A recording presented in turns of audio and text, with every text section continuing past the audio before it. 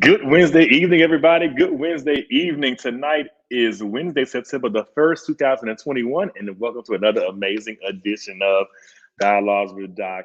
Listen, guys, today has been a struggle. I am here, I am present, I am accounted for, and if you notice, my background looks a little bit different, y'all. A door opened up, long story short, Dialogues with Doc is on the road, so I'm not in my normal space. I'm borrowing space on tonight, but I am excited about this opportunity to be able to take this thing on the road and just do this thing wherever I am. So currently I am not in DC. Tonight I'm holding down the show for the Atlanta area. So I'm in the Atlanta area working on a couple of things. So Tyler Perry, if you're watching this, holla at your boy. I know Sisters is coming back. You threw away having the have-nots, but I'll still take a job from Tyler Perry. So I'm putting it out there, put it into the atmosphere and see what happens. But tonight's show is another amazing episode of Dialogues with Doc. If you are watching, you guys know how I operate off the bat. I got to know, where are you watching from? If you're watching tonight, where are you watching from? I'm from Dallas. I live in the DMV, DC, Maryland, and Virginia. And tonight I'm holding it down for the Atlanta area. So I'm holding it down for all those metropolitan areas. Let me know where you're watching from. If you're watching for the first time, thank you. If you're a repeat watcher, thank you again for rocking with me. Also, if you're watching, let me know, can you hear me? I think I may have dropped these AirPods one too many times, and I think I'm deaf in one ear, but I think it's just a battery of an AirPod that died on me. So let me know where you're watching from. If you can hear me, you know the house rules: like, comment, share, subscribe. Like, comment, share, subscribe. That's all I ask that you do. As you support the broadcast, like, comment, share, subscribe, and let somebody know. Tyler Texas in the building. Hey, Devon, Doc B, thank you, man. I appreciate you. Listen, if you caught last week's episode, the Black Male Sex Appeal Edition, thank y'all so much for watching. Thank you guys so much for subscribing. Thank you guys so much for your feedback. I am now in a space where I have to do more panels, as well as I do the one-on-ones as well. So I got some amazing stuff coming down the pipeline for you guys. And I'm so excited about what I have in the next couple of months. So stay tuned, stay tapped in, and let's continue pushing this Dialogues with Doc movement onto higher heights and greater heights. You know, what is higher height? Is it higher heights and deeper depths? I don't know. Whatever they say, that's cliche. We about to do all of that. Okay. Now I got that housekeeping stuff out of the way. Y'all in for a treat tonight. I hope y'all understand and realize that, because tonight's show is gonna be like none other. I got some questions. You all sent me some questions. I'm hoping that my amazing guest will answer them. And if she doesn't, if she pleads the fifth, that's fine. She can do that. She's a lawyer. She can do whatever she want to do. As long as she don't, try to get me arrested, we're all good. She can do whatever she want to do. I'm just here, and I'm so excited to have her rocking with me on tonight. But if you guys have been a fan of many people that you see on television, it's just good to be connected to good, genuine people. As I continue to take this show to greater heights and things like that, I just reach out to people randomly. This young lady, I am so excited about, because I reached out and I was like, well, God, it's on you. She can say yes or she can say no. But I know I have known of her for a number of years, and the fact that she said yes was all I needed to keep me in this excited bag of what I am over here sitting in this chair anticipating on tonight. You guys know how I operate. This is Dialogues with Doc. I can't bring my guests on no other way. So if you guys would give me a second to set this thing up, I want to bring my guests on Dialogues with Doc, the one and only way that we bring our guests on Dialogues with Doc. So hold tight, and I'll have my guests join me in just a second.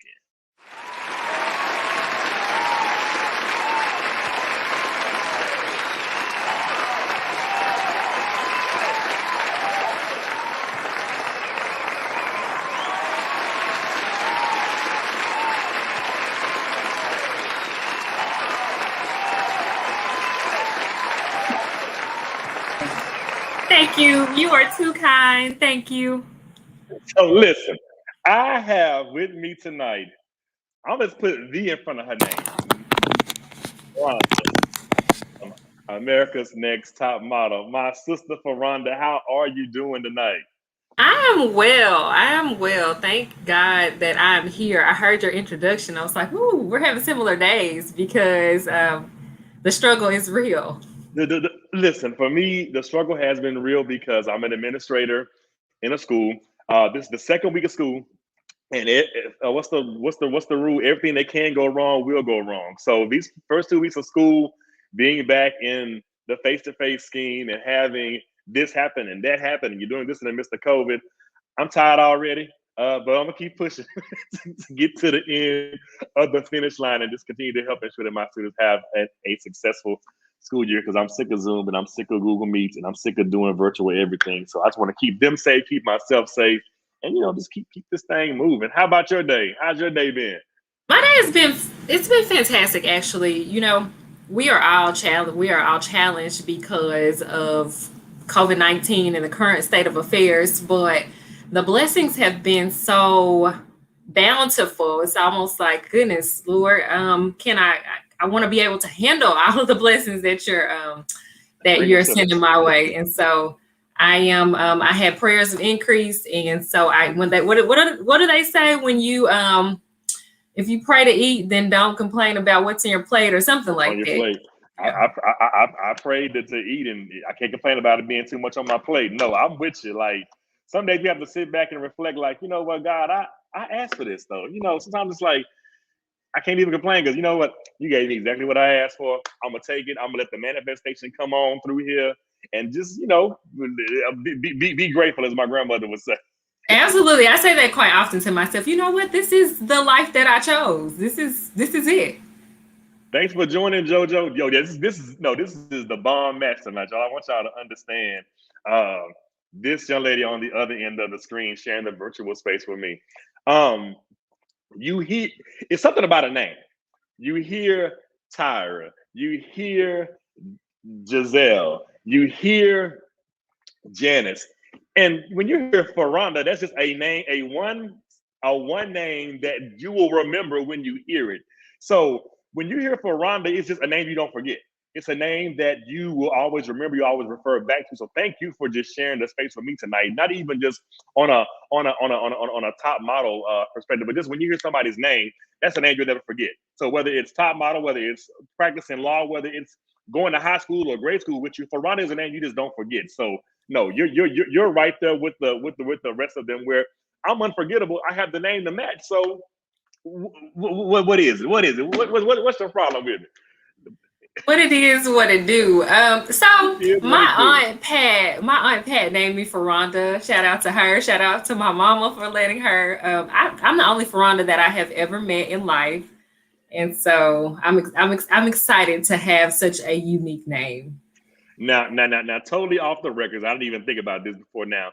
Did you like the name growing up, or did it have to grow on you? You know, I have always just been Furonda. It wasn't. I never wanted to be Sue. I never wanted to be. I am Keisha sometimes. You know how we can all be different people depending on, especially what my hair looks like that day. But I never wanted to have another name. I never wanted to have another name. I've always been Furonda, and I've always felt like a Furonda, a one in a million person rather than. Furonda, I love it. I Yeah, love it. I love it. No, I asked that question because honestly, Furonda, I hated my name growing up. really. Originally from Dallas, Texas. My name is Calvin Earl Green. I hated the name Calvin Earl because it sounded so country to me. Come to find out, long story short, I made a vow to change my name when I got older. I hated it. It was so country. Finally, my grandmother shared the story with me of Calvin and Earl are the names of my two great grandfathers. So it made me, well, it was Calvin and then it was Papa Early. So she dropped the Y, named me Calvin Earl, their namesake. And it was like, okay, well, now that you've actually given me the story behind it, I can kind of grow into this name because there's like some great expectations that go with these two names that I carry. So I had to kind of like ease into my name because I tell you, I probably would needed your services uh, younger when I was younger. I wanted to get my name changed legally, and nobody was going to change my mindset from that till my grandmother finally told me the story. But no, That's fantastic. That is a fantastic. You know, in the South, people will say Calvin and Earl are two different people, two different names. You know, in the South, they'll say Calvin Earl, Calvin Earl. You know, but you are that's what made Calvin me want Earl. to change it. You sounded like my grandmother when you said Calvin Earl. Come here, Calvin Calvin Earl. Earl. Okay, I'm through. Okay, I'm hosting tonight. Okay, Furonda, we're gonna get into this dialogue because I love you. I'm gonna be honest with you. The fact that you even followed me back on Instagram, I was like, yes, that's my friend in my head. Like Wendy Williams says, we good to go. She good people. She be liking my side, like her stuff. You know, no, thank you for giving love back, and thank you for saying yes on tonight. So let's get into this good dialogue. Let's start with, I'm gonna break this thing down in different chunks. So I'm gonna start with humble beginnings. Okay. So Okay. tell us a little bit about you. Like tell us a little bit about you, and then we'll get more into growing up and stuff like that. A little bit about me. I come from a very large, very country family. I grew up on a piece of land that we call the bow. It's not a bayou. It's not a bayou. Don't get it confused. It's a bow. And I grew up there with a very large family, 10 million cousins. We were all outside in the summer times eating off of fruit trees. They put us outside with a container of water, those big orange coolers of water, and 1 cup. So those are my humble beginnings. From landowners, learned very valuable lessons about being self-sufficient, about living off the land, and being sufficient off the land. So we moved around a lot when I was younger. I've lived in so many parts of Arkansas. I've lived in Michigan. I've lived in Kansas City. We have lived, or I've lived in Los Angeles. I've lived in New York. I have seen from one extreme to the next, you know, how people live. And I think that has shaped my worldview because I've seen from the bottom to the top, left and right, and 360 degrees of how people live, and my experiences have shaped that. So I do come from really humble beginnings. I love it. I love it, and I love how what I always loved about you, even on the show, just how transparent you've always been. Like I'm just that girl. I'm just Furonda. It's just me, and I'm gonna give it to you just like this, you know. So what was and if I please correct me if I say it wrong. What was life like growing up in Stuttgart, Arkansas? You got it right. Stuttgart, Sugar Town. You're taking the T's out, and it's sugar. So Sugar Town. Let me give a shout out to Stuttgart, Arkansas. It's the rice and duck capital of the world. Stuttgart was an interesting place to grow up, especially as a African American girl that was quite observant, and many of the things that I saw did not make sense. Many of the African, it was like we lived on a plantation. And I said that on the show, I think, that it was really like a plantation. There are these very large rice factories, rice companies that are there, and they have just built themselves in the middle of people's neighborhoods. And, Wow. you know, there's pollution all around the neighborhoods, rice dust as far as you can see on people's cars. So it's very much a factory town. It's a small town full of love. The people that raised us, I was raised in the Travelers Rest Missionary Baptist Church, and there was lots of love and activities and people that wanted to see us succeed, even if they had not had the future or the life that they planned or hoped to live. They really were invested in making sure that we had opportunities, that we were knowledgeable, that we could present ourselves to the world. So Stuttgart was a kind of a bittersweet type of experience. It was a town where there was a war on drugs that was being waged while I was in middle school, high school, and it was taking lots and lots of African American men from the community in the name of, you know, being tough on crime, and you were able to see how that played out in our families, and taking men from the community. So it was a very unique experience for me. It may not be unique in the grand scheme of things, but my growing up in Stuttgart was interesting. I love Stuttgart though. I have an office there in Stuttgart, and I love the town.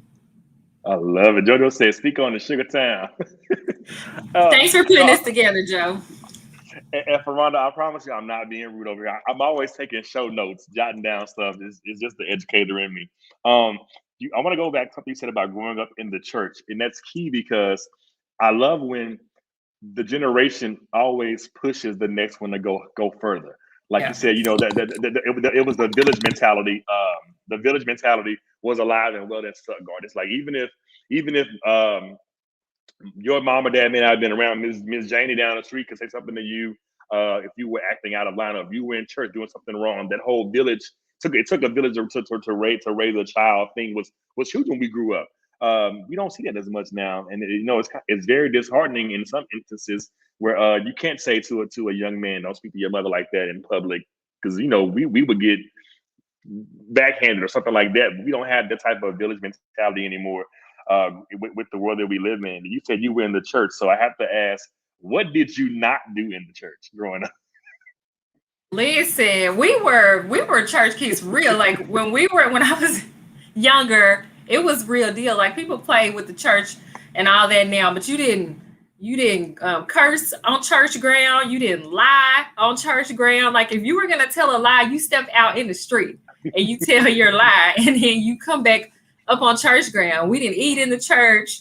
You know, we didn't disrespect our elders. We didn't talk too much in the church. We didn't pass notes. We didn't go to sleep in the church. What did we do? It's like even as an adult, I still at 41, if I'm listening to something when I pull up toward the church ground, let me cut that music off. Like don't even pull up on the campus, jamming something that just cut the radio off. That way you can. Yeah, no, I totally understand that between the choir and the ushering and the vacation Bible school and things like that, we were active growing up like that. No, you are so right. So as that child in Sugartown, what did you dream of growing up to be? I know I changed my mind about 8 times before I landed in education, but for you, what did you say? You know, when I grow up, I'm going to do this. You know, I've always been a natural advocate. I've always been the one to speak up. Like, y'all don't let them do it. You like that? No, come on. Let's go back. You know, I was always that person. So, and my mama watched Perry Mason every night, maybe 2-3 times a night. So I always really knew that I was gonna be a lawyer. I had some other aspirations, but I always knew, and that was always my. What do I want to be when I grow up? I want to be a lawyer. Gotcha. So you're one of the people that I had a plan and I stuck with it. You know, some of us, we go around the rosy maybe 10 times and land where I was a business major in college, and how I ended up teaching, I have no idea. But the good thing to my story is I got to teach what I was in debt for. So I became a business teacher. So I got to teach computer applications and accounting and things like that I already knew versus having to go to the right and become an English teacher or a math teacher, something like that. So no, yeah.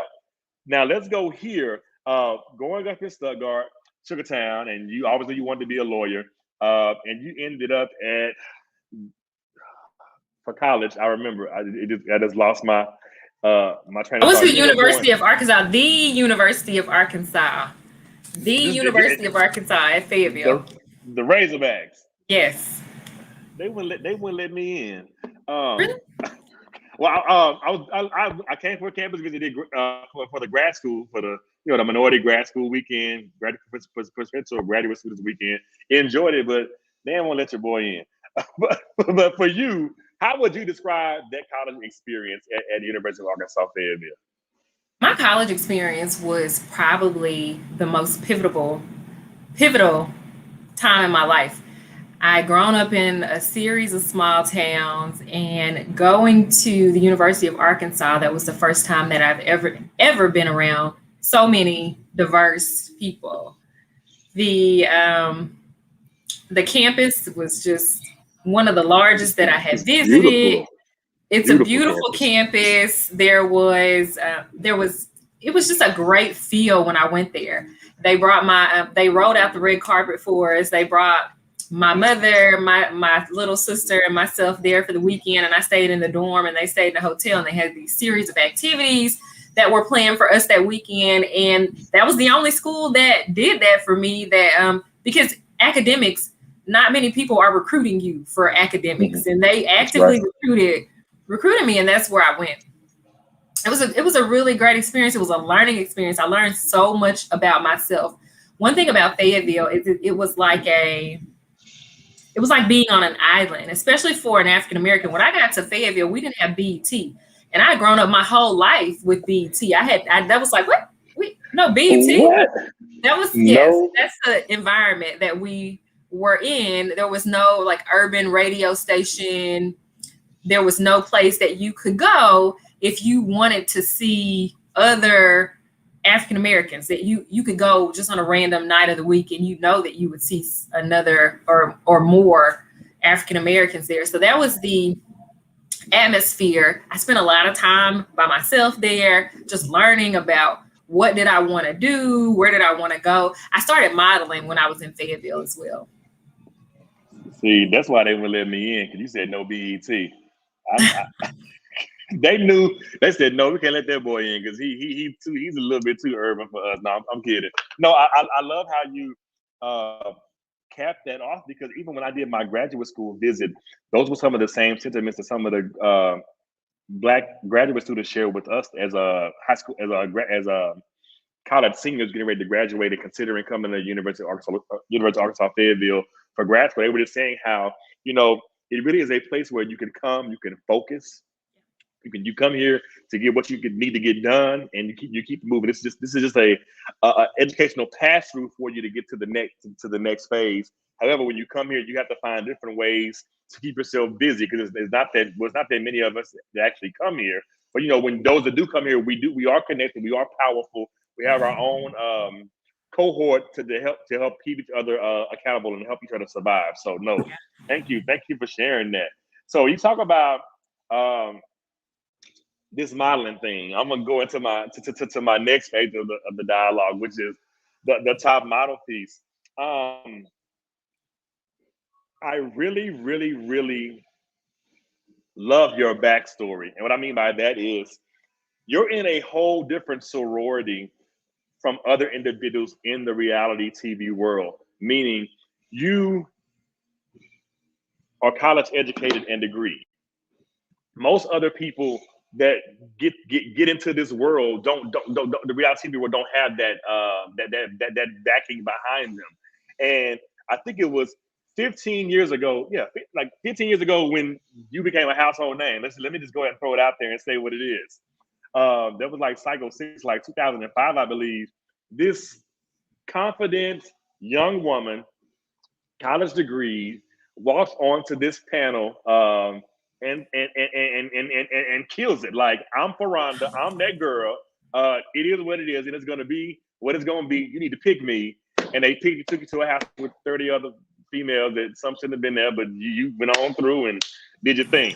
How did you decide to just audition for top model in general? Like, I think you were done with school, right? I think you were like 24, if I'm not mistaken, and you hear about this reality TV thing with modeling, and bam, you just apply. I know there were a million castings and things like that behind the scenes, and you end up becoming this household name, and everyone knows you now as Furonda. Period. One name. That's it.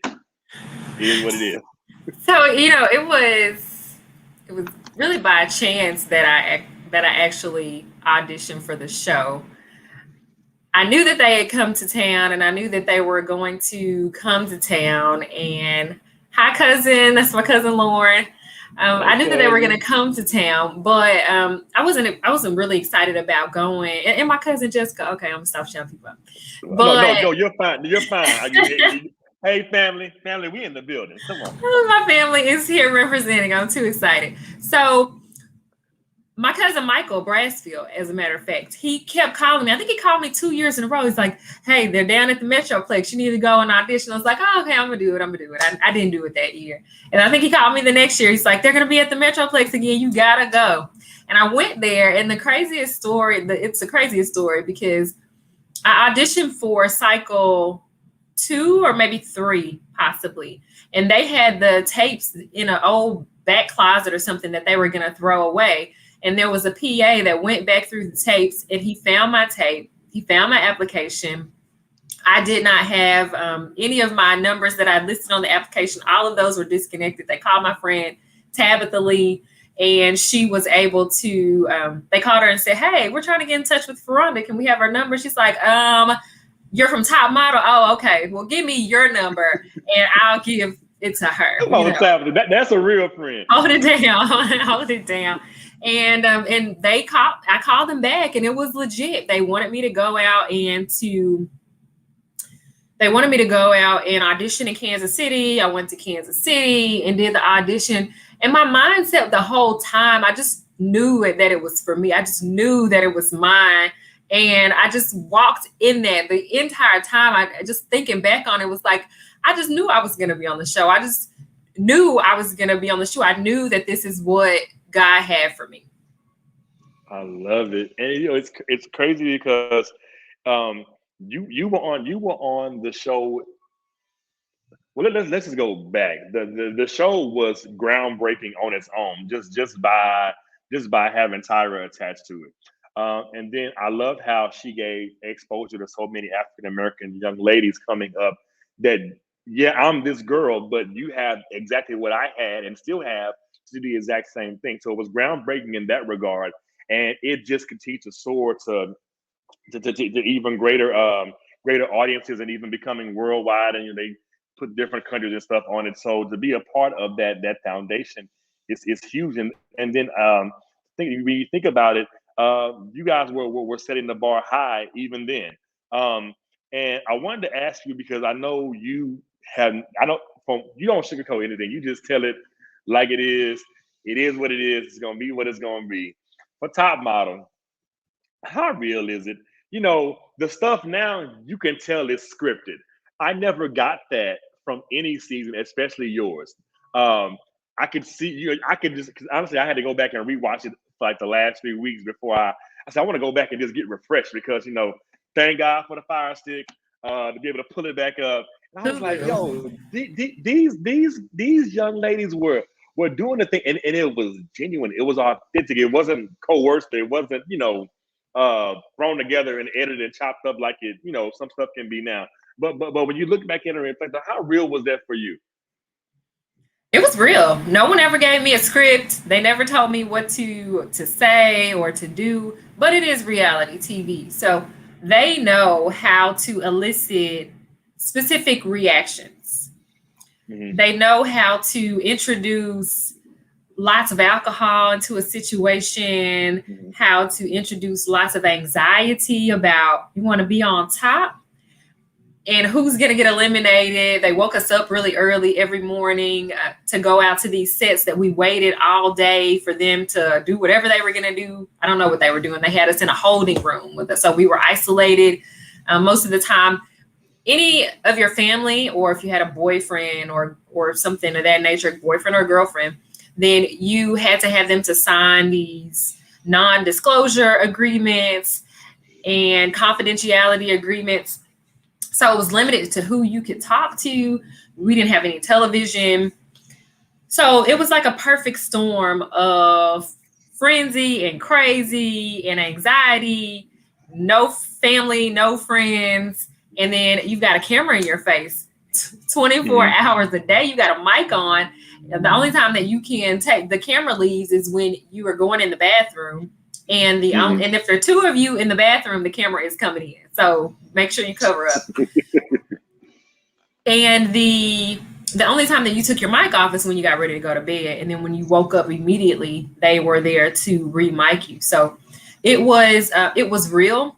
It was some of the influences were artificial. It was like an artificial environment being in this house with all these cameras and all these girls and being isolated from the larger world. But it was real. You know, you got those reactions. A lot of people broke down. I think it's kind of like boot camp or hazing is what it felt like. No, I love how you talked about the realness and the rawness of it. And it's just some stuff you can't buy, but the cameras can catch it. Like, I'll never forget when you guys were doing the makeovers. No, not the makeover. It was the episode with the baldies. And just you guys' reaction when they said you guys are going bald, you couldn't pay for that. Like, it was like, okay, now I want to be on top, but I didn't know that this is going to cause me to cut my hair off. Then they said, we'll give you the bald cap. Oh, got it. By the way, one of your most stunning photos was that one that season. Like it was just crazy how you know, I've always wanted to ask that question. How long, Furonda, like, did that process take? Like, how long were you guys taking? Was it like 3 months, 6 months?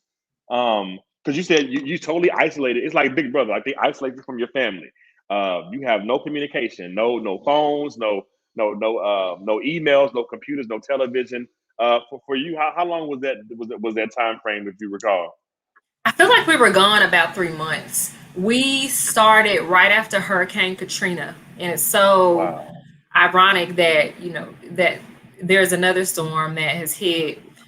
Oh my goodness. But we started right after Hurricane Katrina, and that was in August. We were there like September, October, and I returned home in November. When we came back from Thailand, it was November. And then because I know how they do it now.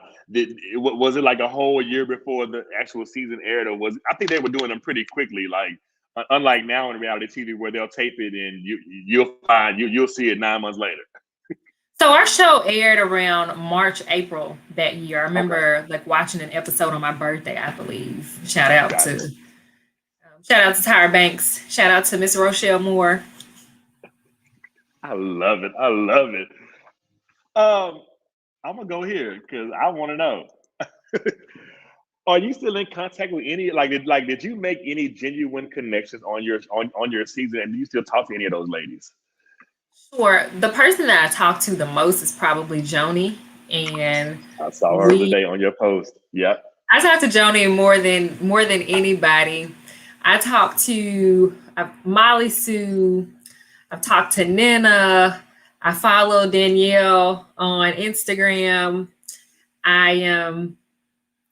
That's about it. Those are the girls that I've stayed connected to. I really miss Jade Cole. You know, we had some amazing, funny times on that show. She was my roommate. And Jade, if you're out there, listen, girl, call me.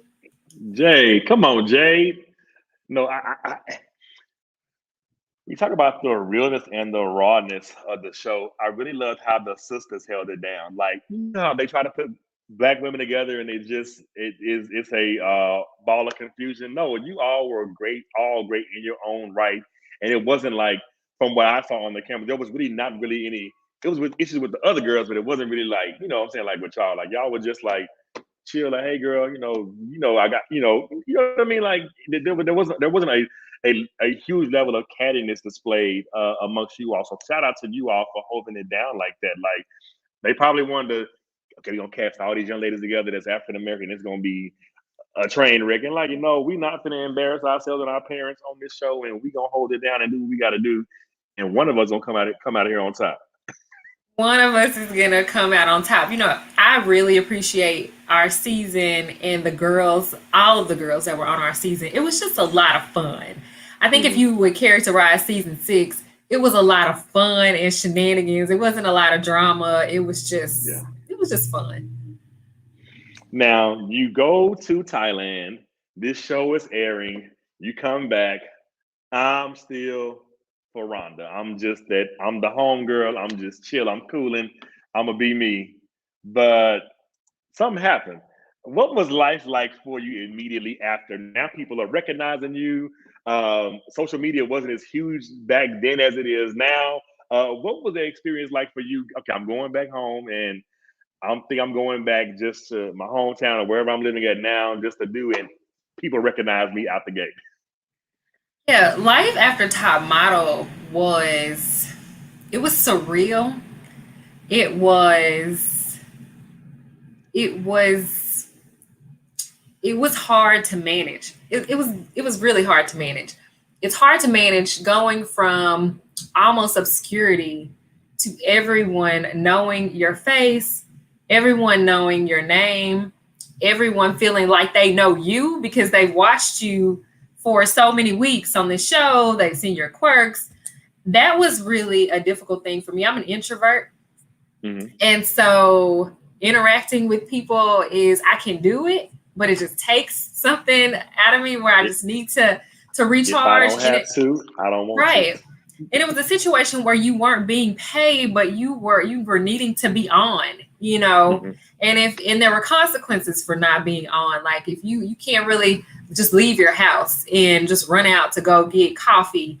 And it was like, ooh, that's a top model. Look at, people are taking pictures or, wanting to show you in a light. I mean, you're human, but wanting to kind of bring you down a notch. It was difficult. And then having all of that fame and not having the money to match that fame, that was difficult. Not having the support, just kind of being cast out into fame and Hollywood, and what are you going to do? Where's your career going to go? Who's going to be your manager? That type of thing. It was so much to think about. And it was, I think when I can speak for myself, and I probably can speak for most of the other girls, we were underprepared for what was going to happen to us after we were on Top Model. I love how you said, you literally just, society had to check you in a sense of, I just want to go home and just be the same introvert I've always been and just chill out. And I can't even go to get some gas without somebody saying, Furonda? Yeah. Now, like I said, I'm always on. I don't want to be on all the time. I want to just put on my ball cap, put on my sweats, go here, go there, not be recognized. So no, thank you for sharing that, because immediately after, it's like I am this household name, and I have to continue pushing forward to do other things, because now I'm in the limelight all of a sudden. Now when it was over, did you go back to Arkansas, or were you living somewhere else? So when it was over, I came back to Arkansas until all of the episodes. We had viewed all the episodes, and all the episodes were over, and then I moved to LA after that. Gotcha. Now, this top model experience for Rhonda, overall, what would you say it taught you? I think it taught me so much. I think that top model showed me that things are not always what they appear. I spent a lot of time on that show just looking around, and people thought that I was like mad or mean because I was just staring, like, because I was in what is really happening? What I thought this was going to be, this experience, this is not it. And I needed to try to decipher, like, what is happening around me? What really is happening right now? Right, what really is happening right now? And so it taught me that things are not always what they seem. It taught me to always have a plan, and then another plan, and then a backup plan to that. It taught me that top model and the experience after that taught me that I didn't want to be a model, that I had so much to say, and I didn't want to live a life where people wanted me to be seen and not heard. Top model taught me that for me, financial stability is more important than fame. Like, fame is something that I don't necessarily need. I would like to be able to call my own shots and have autonomy over my own life, and not have to depend on somebody else's whim or what they like today or what the trend is. I don't want to have to depend on that for my livelihood or whether or not my family's going to eat. So top model taught me so much about what's substance over superficial, and how much people really, really, really, really love superficial shit. Mm-hmm. So, yeah, I learned a You know, lot. I love how you said, and somebody need to hear you say that financial stability is more important than fame. The way the world is set up right now, people are chasing fame left and right, especially the teenagers that I work with, because I work in a high school. So I'm trying to get them to understand how you got to have a plan, and it's not about just being famous. How are you going to sustain yourself? How are you going to sustain your family once all this shit passes over and you grow up and you're working at McDonald's for $2 an hour?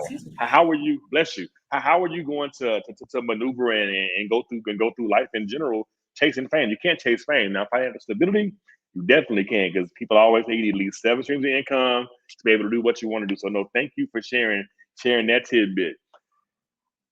Looking back over the process, does Furonda have any regrets, or is there anything you would have done differently? Really don't have any regrets. I learned so much. I looking back on it now, top model, being America's Next Top Model was not my path. That was not what I needed for my personal growth and development. I was exactly where I needed to be, and I learned exactly what I needed to learn. I wouldn't do anything differently. A lot of times people ask me if I would do it all over again, and I absolutely would. Good. Now, I'm gonna close this top model section out. I'm not being messy, but I do have some questions because Okay. you know, you said some things, and you said, and as my grandfather said, you said them with your chest and you meant them. So I want to just go ahead and close this piece out. Tyra, J. Manuel, and Miss J. Let's talk about. So you tell me about Tyra. I want you to share on my show what you meant about J. Manuel, because there was something that resurfaced or something, and you were right in your assessment of this is how this person made me feel. This is what happened with me. This is my experience, and I want to share how this is what took place. And then of course you can't talk about those who I talk about Miss J. Right. So Tyra is a boss. I watched Tyra whenever she was on. I watched her with a laser focus, and she inspired me so much because she's a boss. Tyra is a boss. She was running everything. We were there all day. We had 12, 13, 14-hour days, but nothing started until Tyra Banks showed up. You can hurry up and wait until she gets there. And then once she's there, it's time. Okay, it's on. We're ready to go. Tyra, her time is limited. And that inspired me. That inspired me so much to have ownership in whatever it is that I'm going to do in my life, to have ownership, to have autonomy, to be able to call my own shots. And she also treated she treated her staff really well. And that also inspired me. Like, I want to build a team of people that we are more like family, and we're working to get it done together. And in order to do that and to have that, you got to treat the people that are assisting you. You've got to treat them well. So I learned that from Tyra Banks. I think she's a boss. I think she's a beautiful person. She's an entrepreneur. She is a mogul and an icon. And I cannot say enough good things about Tyra Banks. Who was that other person that you said? Let's go to Miss J, because I think you're on a high right now. Okay. Miss J, fantastic, Yeah. fabulous, fabulous work, a wealth of knowledge and resources, very shady, you're going to get that read, but it was always a constructive read. The reads that you got from Miss J was like, girl, no, get it together, do this, come back with this. You can, and it was an uplifting, constructive read. Good. Yeah, you can kind of get that. That's just kind of the vibe you get. I'm gonna give you something, but it's gonna be on point when I give it to you, because I want to help make you take it to the next level. Right. Now, that middle person, though, you've been very vocal. I love it. The floor is yours. Jay Manuel, I think I'm saying his name right. He was just not nice to me, and he had all types of looks and crazy comments when it came to the Furonda. He always had my name in his mouth, in a very negative way. And, and I hadn't spoken that much on it in the past, but he came for Tyra Banks. Everyone about a year ago, I think it was at the start of the pandemic, people started rewatching Top Model and had criticism for Tyra Banks. Now, listen, I cannot defend whatever, Tyra has done or said, but I do have lots of respect for her because she owned what she said and did. Exactly. And Jay Manuel just kind of threw her under the bus. It was like, whatever he said, so he could sell a book. And so I had no respect for that, because if anybody, he was getting Tyra checks. Like, we were getting Tyra stipends. If we were not getting A&TM checks, we were getting stipends. And they were getting cut checks, and it was all good. While you were getting those checks, it was all good to say whatever you wanted to say about these girls, but then you throw Tyra Banks under the bus. So I just didn't appreciate that. I don't appreciate him. Yeah, nah, a major. They say major deduction. Major deduction. Hated it. Don't bite the hand that feeds you, and don't bite the hand that's paying you. Yeah, you can't respect that. I can't respect that. Oh, John, I'm sorry. I see your question, John. He said, "What made you decide to be on the show?" So, John, her family member, man, was telling her, "You need to go do this." Like, and Furonda was hesitant to do this. I thought that my modeling career was going to go in a different direction, and that it wouldn't be on Top Model. But that was absolutely the path for me, because I realized, no, you don't really want to do this. Mm-hmm. I like entertaining. I'm an entertainer, but I'm a model. I don't want to be. No, negative. That autonomy is key. Like, it's the autonomy for me. That's what it's the autonomy for me. That's what I want to do. That's all I want. Let me run all of this. Because since you're running everything now, life after Top Model, tell us about this law practice. So I'm the owner of the law office of Furonda Brassfield. We have our primary office in Stuttgart, Arkansas. That's my hometown. I've done so many different things with my law practice and my activism. A lot of people know that I am a stark advocate for the abolition of the death penalty. I believe that it is a racist practice. I believe that it has been since it came into being in this country, when they used to lynch us, and then it changed into state-sanctioned murder, where now there is a needle that's used. It went from noose to needle. So I am a stark advocate against the death penalty. I have advocated for everything from women's reproductive rights to raising the minimum wage here in Arkansas, working to help lift our sisters and brothers that are living in poverty, lift them up above the poverty line and beyond, because we know that you can't pull yourself up by bootstraps if you don't own boots. So those are some of the things that I have on.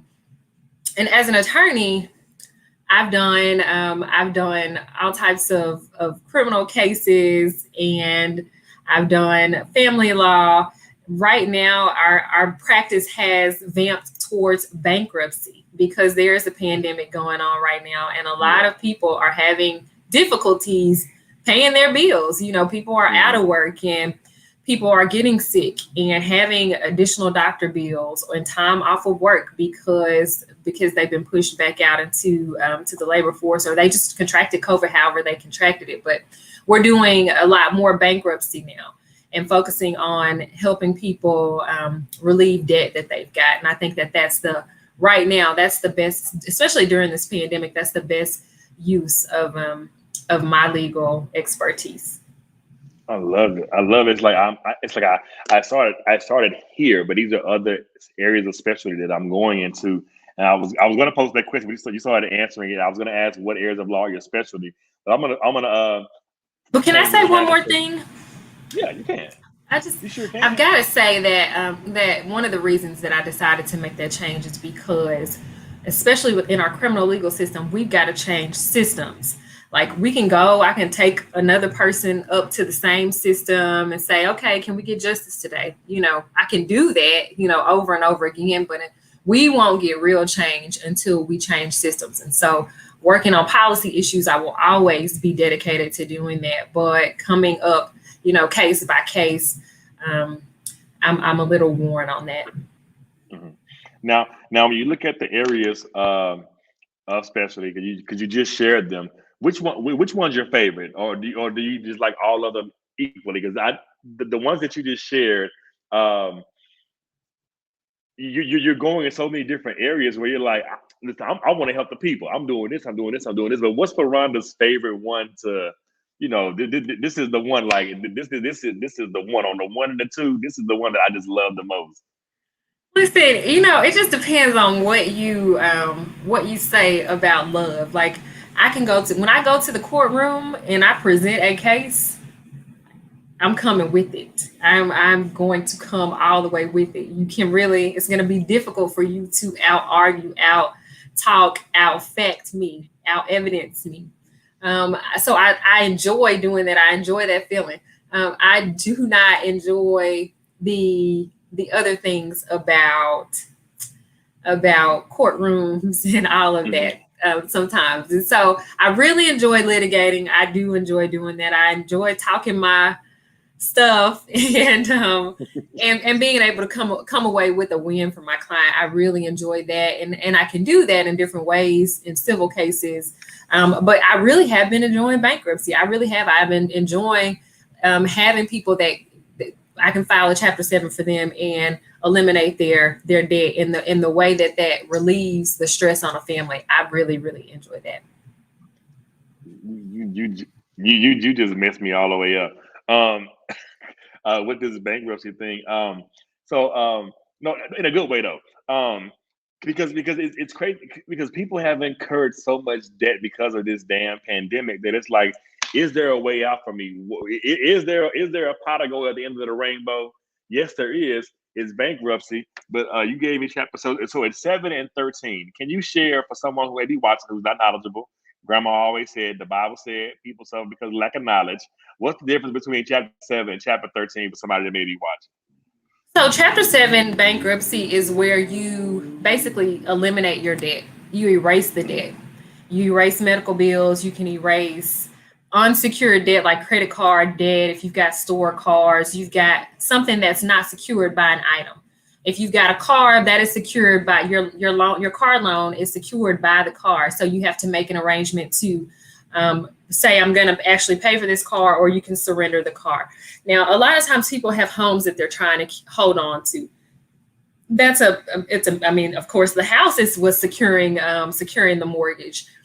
So you would have to go into something like a Chapter 13, and a Chapter 13 is where you make a payment plan to pay back what you owe to your creditors, something that's going to be affordable for you, and you pay it back within 3 to 5 years. You put together this plan. But Chapter 7 is for people, hey, I've got $50,000 in medical bills, I've got $100,000 in credit cards that I cannot pay, and I fall within the means guideline, and you can have that unsecured debt erased.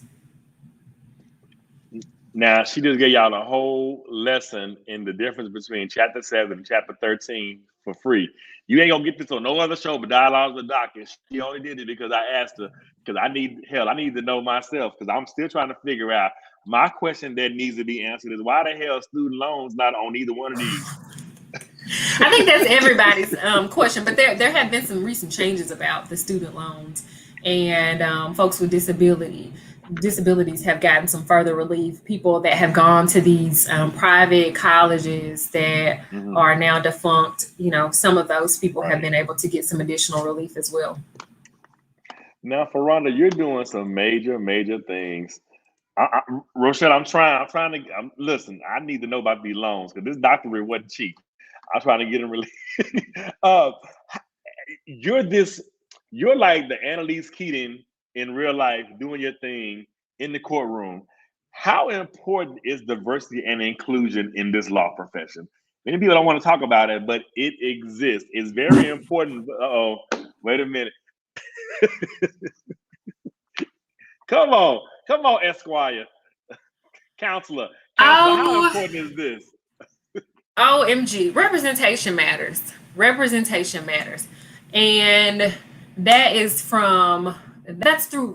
throughout all roles and phases of the criminal legal system. Representation matters on who you have policing neighborhoods. Have they lived in those neighborhoods? Are they familiar with the cultural norms in those neighborhoods? And so the police, the prosecutors, the people that you've got prosecuting crimes, prosecutors have unfettered discretion almost. They can decide who they're going to press charges against. If they don't want to press charges, who going to check them? You know, they can pursue higher sentences. They can pursue lower sentences. They can do what they want. And so having people in those positions that don't, we all have implicit biases, but that recognize what their biases are so that they're not making decisions based upon, I like black people over whites or whites over blacks or whatever their preferences are. They see one person that comes in as someone that could be their son and they want to, feel for them and treat them more favorably. And then maybe they see somebody that they may have only interacted with or seen people like them on TV. And, that's foreign to them. And so maybe they feel a different type of way about those folks. So prosecutors, judges, and then jurors, you've got this panel of jurors that are going to be making the decisions and, what is their particular interaction with people that look like this defendant.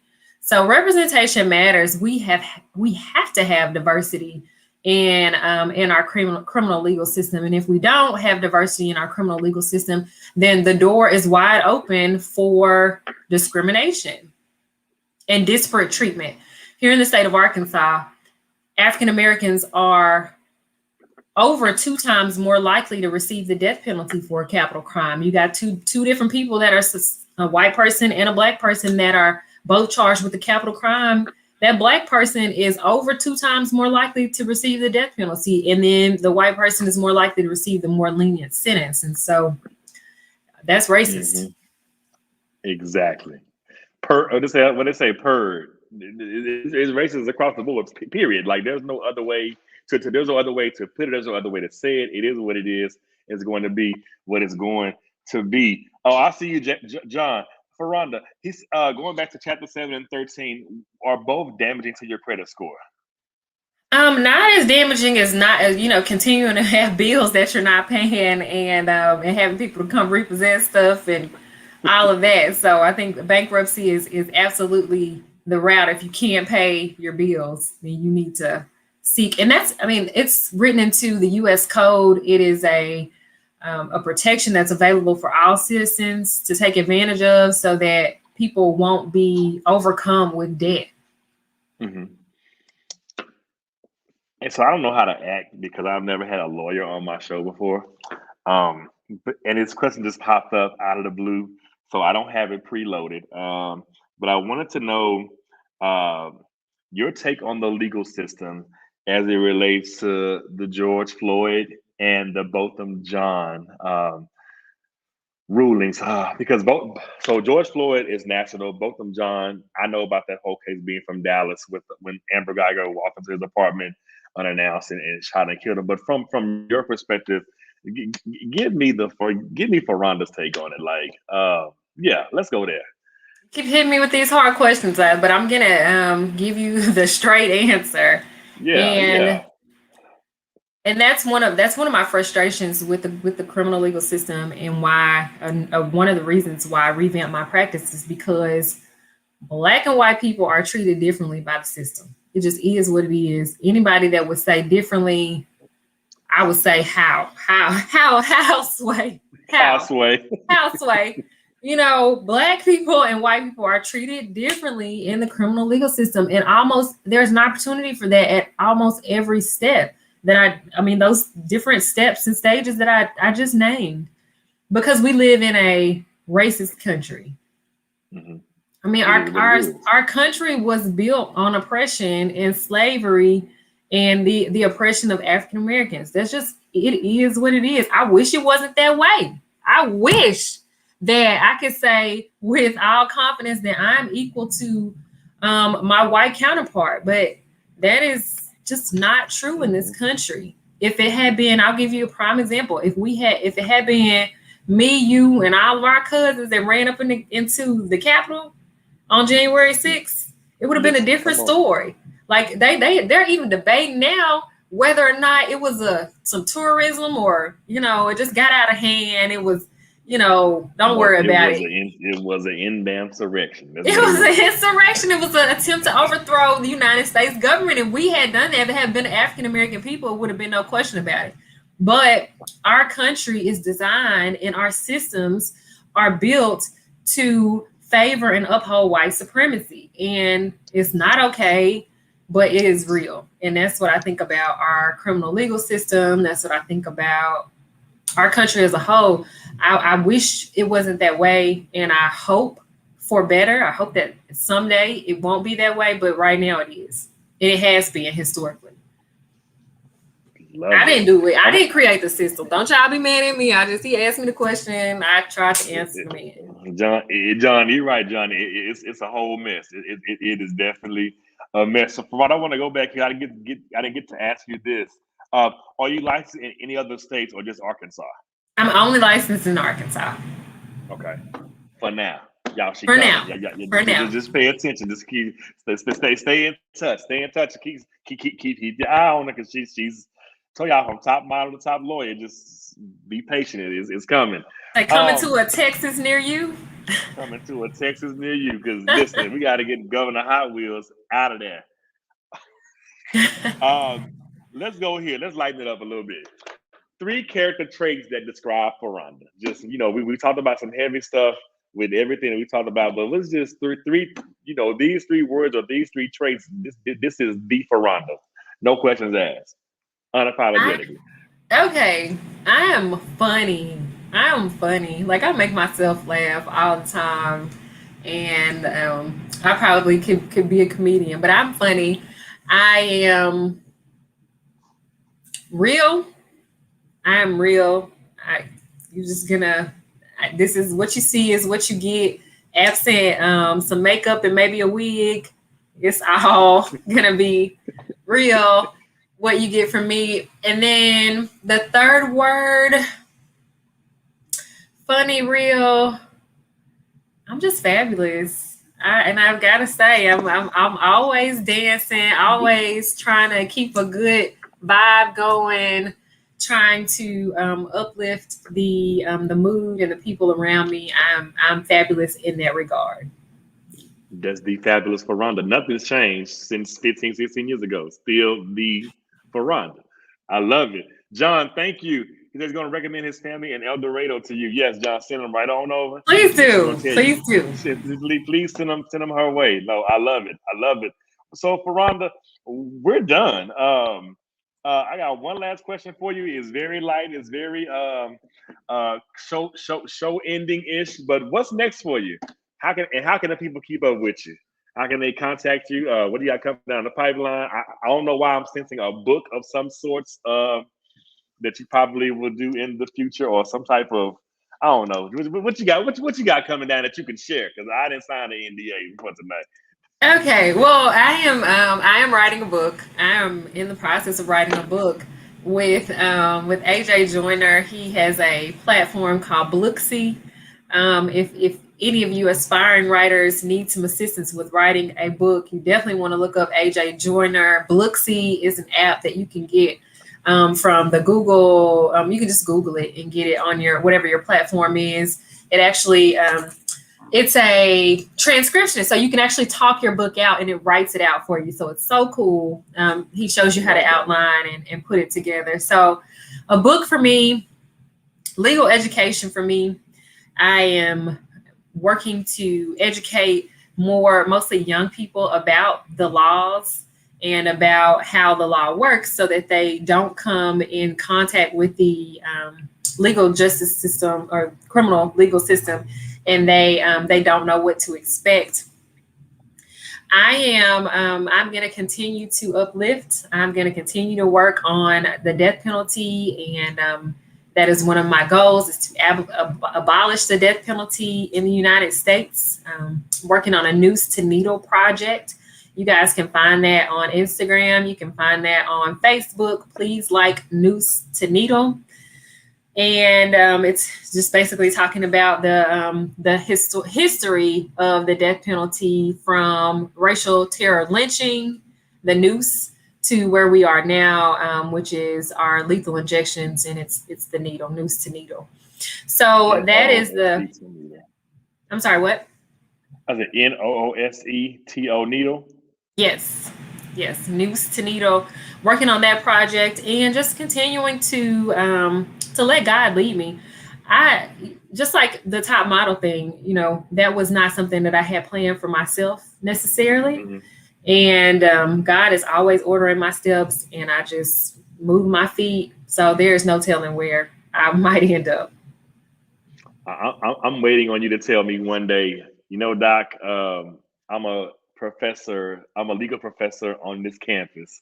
And I just see there needs to be more African American and women professors that are in the work that are able to do and come back and share. So I see that for you as well. And I'm going to continue to pray nothing but God continue blessings upon you. Everything you have touched thus far has been amazing, and you're just getting started. So I applaud you. I honor you. Y'all, to be honest, I had no idea about a book. I just said it. So Tara, you said, "Come on, Prophet Doc." Me and Furonda have not talked about this. I just felt like there was a book sitting over there waiting to be debuted to the world. So I'm excited for you and that project coming up. Share with the people how they can keep up with you, how they can contact you.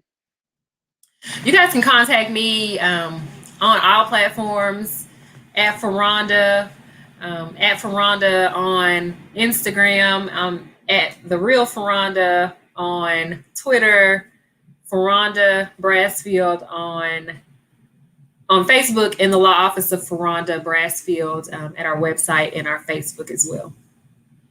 I love it. Well, ladies and gentlemen, this has been this week's edition of Dialogues with Doc. I have had the amazing, the fabulous, the fearless Furonda joining me on this evening. Furonda, thank you so much for taking time out of your busy schedule. I know we've been going back and forth. I know we had to find you a date, but just know, whenever you want to come back, you are more than welcome.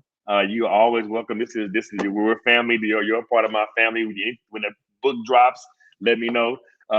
Jay, let me know when the book drops so we can get her back. Whatever you want to come back, just let me know. I am so proud of you, so thankful to be connected to you. I guess I continue to pray God continue to take you to higher heights. You continue to do the work that many people are scared to do. Thank you for sharing your transparency. This is how I thought. Thank you for sharing. Top Model was on my itinerary, but it wasn't my destination. So thank you for sharing the path you've traveled, because I'm praying and hoping that it inspires someone else to just take into what you said, that I may be on this track right now, but there definitely is a different destination from what I see right in front of me. This has been this week's edition, y'all, of Dialogues with Doc. My background is different. I'm on the road. I had to change it up for Furonda because she was coming. So I'll see y'all next Wednesday for another amazing episode of Dialogues with Doc. I love you guys so much. Make sure you follow Furonda. Keep up with her. She's doing some amazing things and will continue to do them. And I will see you guys again next Wednesday. Bye, Furonda. Thank you. Thanks, Doc. Thank you so much. This was great. Awesome. Thank you.